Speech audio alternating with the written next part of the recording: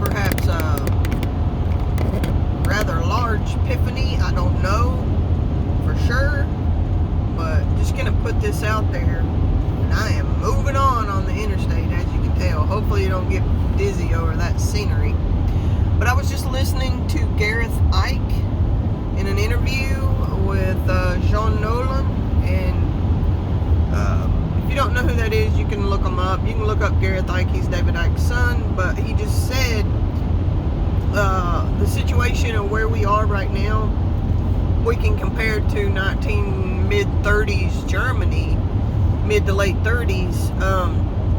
He said, most people think about what Nazi Germany was like, and they think about gas chambers and people being drug out of their house, people having to give up all of their possessions, people being killed, murdered, starved to death, slaughtered, raped, any sort of inhumane thing you can think of. Well, you got to think about what was going on before they got that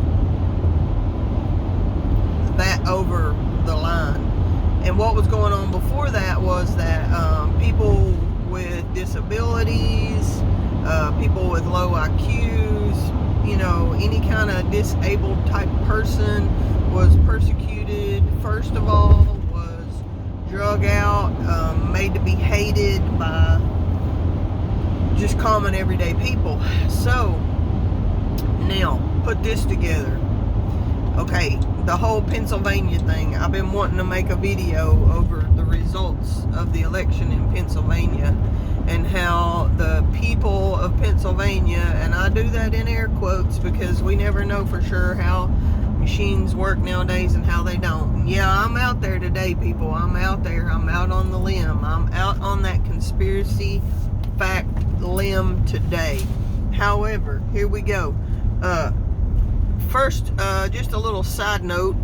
Did you all know that not only did Fetterman get elected, and I'll expound on him here in a minute, but the people of Pennsylvania, with the D besides their names, voted for a dead man. I didn't know D stood for dead, but yeah, Democrats voted to put in a dead man in office. So that just goes to show you how asleep, how ignorant the people of Pennsylvania who did that voting, how ignorant they actually are.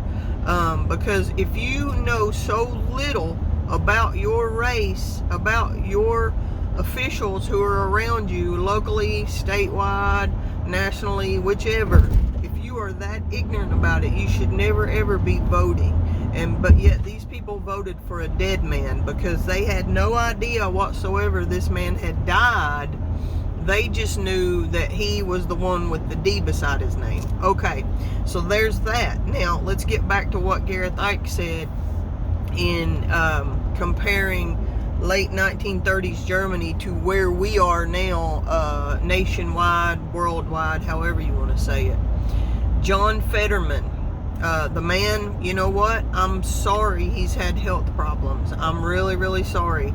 My grandmother died of a stroke. I've known people who've had stroke. I've had family members who've had strokes, and it has affected their lives, and it still does. But that being said, and I'm sorry for his health condition. I'm sorry for what happened to him. The man if you watch the videos of him pre-stroke, the man should never ever been in elected office. He just says what the globalist cabal who are leading Pennsylvania want to be said, and he says it in a Neanderthal like imitation, and so they love that and they want him there, and he's all about killing little children in the womb because that's what they've told him to be about. Because I guarantee you, the man had an IQ of less than 100 before he had his stroke. I'd be willing to bet that on that. I really would. And so, alright, what they're doing now is they're using him as a tool. They somehow got him voted in because the people of Pennsylvania who voted for that are ignorant and they have no idea what they're voting for, okay? They have no idea. They just know that the man's a Democrat. They don't know if he knows 1 and 1 makes 2 or not. Well, the globalists use that as a tool because now he's in there, okay? And then the red team, you know, the ones who start with an R, they are hating it. They're absolutely hating it. And forgive me, yes, me myself, sometimes I slip into that paradigm. Got to get out of that paradigm. Got to get out of that left and right paradigm. And I'm preaching that to myself as much as I'm preaching it to anybody else. But I'm sorry, regardless of the fact, I don't give a crap if the man's party affiliation was, you know, mint green with pink and purple polka dots. He's not fit for office, yet he's in office.